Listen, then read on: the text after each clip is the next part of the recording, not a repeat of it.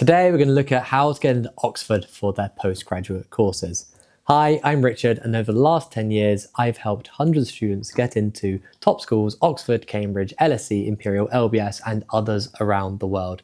I've paired with a network of over 1,000 ex-university admissions consultants to help bring you the tips in this video.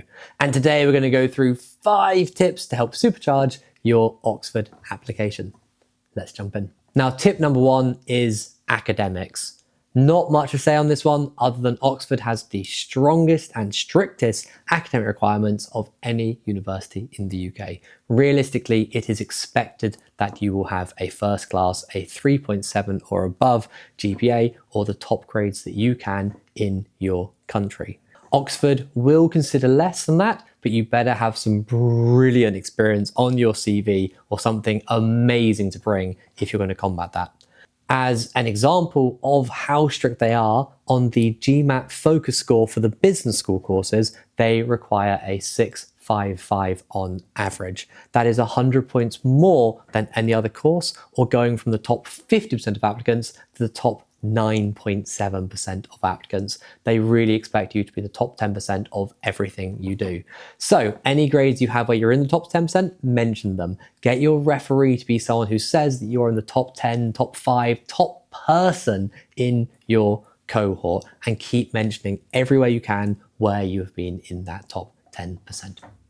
Tip number 2, academic debate. Oxford is far more interested in your mind than your career progression. Very different from other universities you might be applying to, in particular Imperial or London Business School come to mind here. They want an academic debate, for which I recommend the simple and effective thesis, antithesis, synthesis approach, the foundations of academic debate, which Oxford helped to pioneer over the centuries it has been going. Thesis, get an academic theory relevant to your subject and explain the main authors in this and what they've said. Antithesis, who came next and said that's all wrong, and put through some counterexamples. Finally, synthesis, how do we take the best of both approaches for a new revisionist method? This is what most academics do in Oxford all day long, and if you sound like you've already done the course, sat on it and written essays in this style, you're far more likely to stand out as someone who can succeed in the academic rigor of Oxford.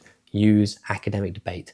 In fact, 80 to 85% of your application should be academic content. Oxford are not interested in career or other experiences in the way that other universities require them. Now, number 3, interview. Oxford are likely to interview for many of their courses, whether that's an interview with an admissions officer, with a professor from the course, or increasingly a pre-recorded interview such as Kira Talent. Look at the description in the below for a video on how to smash those pre-recorded interviews on Kira Talent. Then you need to prepare for this. Interview prep doesn't start when you get the invite to interview. No, that's too late. You need to be thinking of the interview prep before you submit your application. How do I position myself in the best possible position? Again, mention those academics in your application. Mention that you're in the top 10% of the cohort, and you are far less likely to be on the defense in your interview and more likely to be able to enjoy it and talk about these amazing readings that you've read. Bonus points if you can name drop an Oxford professor and their research, because you might even be interviewed by this person and be able to talk with them about it. What a fantastic way to start an interview from someone who's not met you and talk about their own research with you. Academics love that. Now, tip number 4, bolster your CV with brand names. Oxford is a huge brand and they want to see you work with other huge brands. If you've worked with a top big 4 company in your industry, fantastic. If you haven't, have they been clients that you've worked with in your work experience? If not, consider a virtual internship. There are these amazing programs where you can work for free, many of them, and experience an onboarding of these companies. Put it on your CV, suddenly you've got a big brand name. Lastly, consider external courses, maybe even Oxford's courses themselves. Many of these paid courses give a certificate that you can then go and put another fantastic brand name on the top of your CV. Maybe it's MIT, maybe it's Saeed of Oxford's Business School, maybe it's UPenn in America on their quantitative financial analytics course. Do an external course, put it on your CV, add those big brand names to stand out.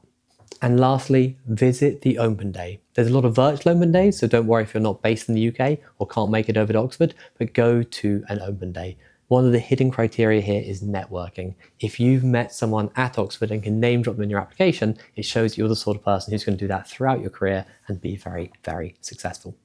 Now, that's just 5 of the tens of tips we have to help supercharge applications to all courses, not just Oxford, but also the competitors, Cambridge and other top universities all around the world. If you've enjoyed this video, please do like, share it with your friends who are applying. And if you've got any questions for us, stick them in the comments below. We love being challenged by questions and seeing if we can come up with some interesting answers to help your application journey.